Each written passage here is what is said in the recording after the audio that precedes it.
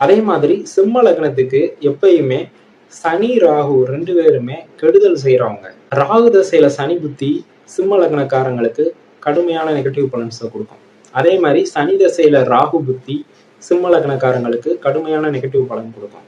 சிம்ம லக்னக்காரங்களுக்கு சனி தசால ராகு புத்தி காலம் நல்லது செய்யணும்னா ராகு லக்ன சுபரோட தொடர்புல இருக்கணும். ஒரு எக்ஸாம்பிளுக்கு யோகாதிபதி செவ்வாயோட பார்வையில ராகு இருக்கணும். அப்படி இருந்தாதான் சனி தசால ராகு புத்தி சிம்ம லக்னக்காரங்களுக்கு நல்லது செய்யும். ஆனா ஸ்டாலின் சார் ஜாதகத்துல இந்த ஒரு விஷயம் மிஸ் ஆயிடுச்சு. அந்த ராகு 6ஆம் பாவகத்துல தனிச்சு இருந்தது அப்படியே 6ஆம் பாவக நெகட்டிவ் பலனை செய்யற அமைப்புல தான் இருந்தது.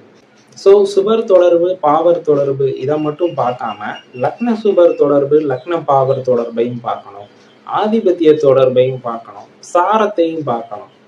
இப்படி எல்லா காம்பினேஷன்ஸையும் பார்த்தா தான் ரிசல்ட் கரெக்டா வரும்.